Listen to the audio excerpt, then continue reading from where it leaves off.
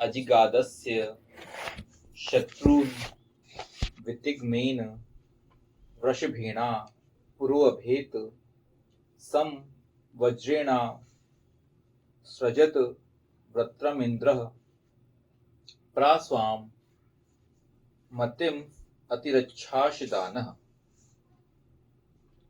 अभीष्ट सिद्ध करते हैं,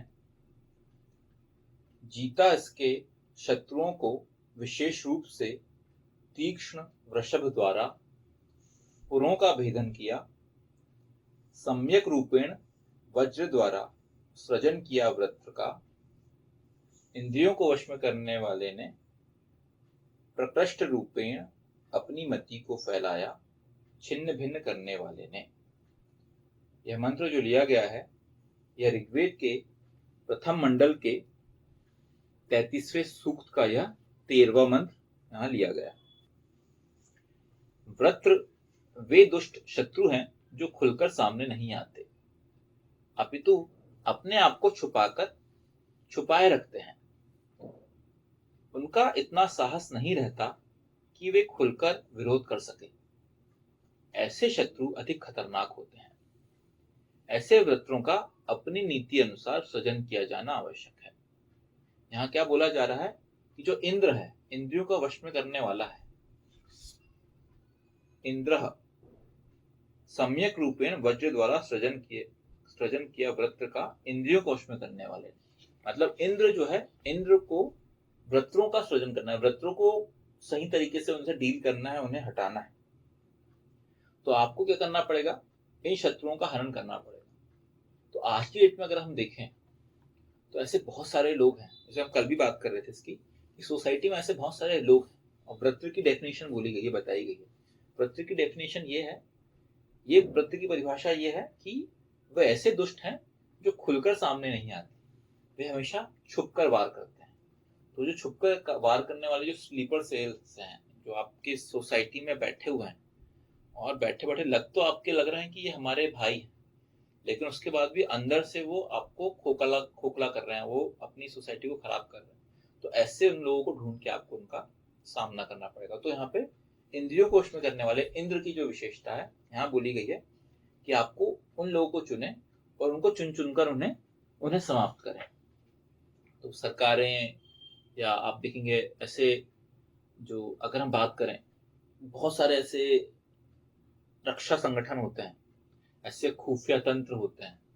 आप देखेंगे, अगर रशिया की बात करेंगे तो रशिया का अपना एक पूरा का पूरा वो है जॉइंट, मतलब जो ये इनका सबका जो अपना खुफिया विभाग है। अगर इजराइल की बात करेंगे, इजराइल का मोसाद काफी फेमस, ये सारे अमेरिका का CIA। तो ऐसे बहुत सारे जो हैं, इनके सबके अपने अपने, इंडिया का रॉ है।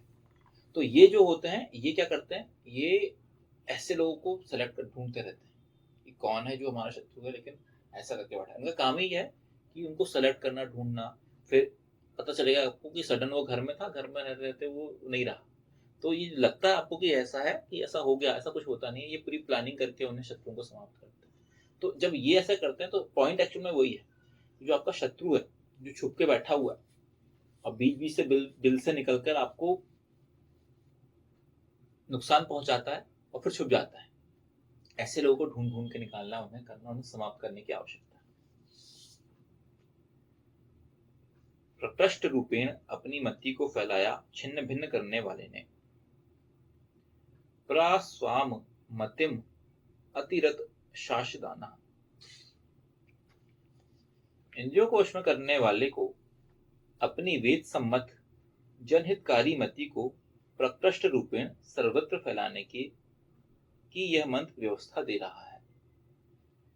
इंद्रियों को वश में करने वाला प्रत्येक विचारधारा का जो भी विश्व के लोगों के द्वारा मानी जाती हो, उसका अच्छी तरह छिन्न भिन्न कर विश्लेषण करने वाला हो।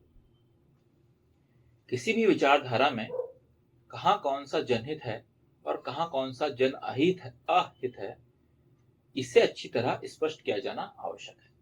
तो पॉइंट क्या है?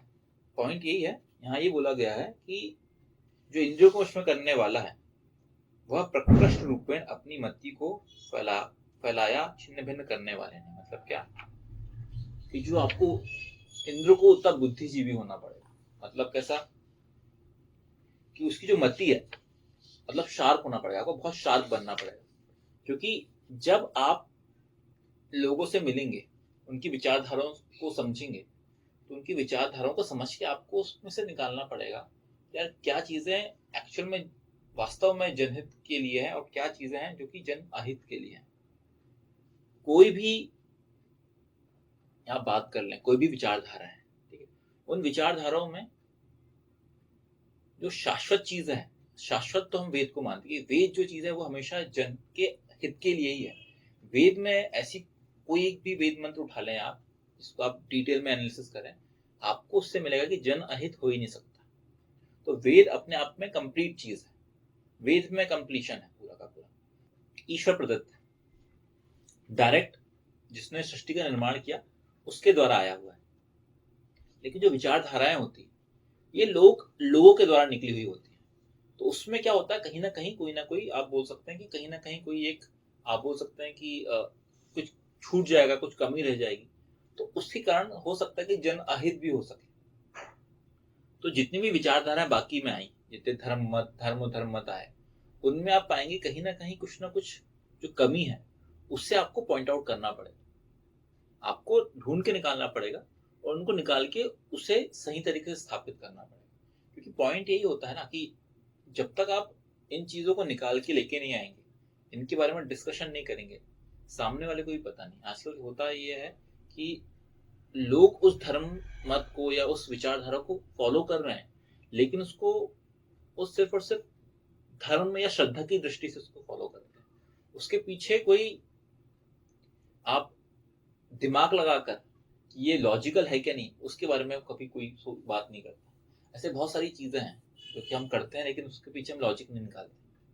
वो हमारे लिए हो सकता है कि उस विचारधारा से हमें अहित हो। तो आपको इतना शार्प बनना पड़ेगा कि आप उन चीजों को निकालें, ढूंढ के लाएं कि यार क्या चीज है जो कि आपके लिए सही नहीं, और उसको फिक्स करने की कोशिश करें।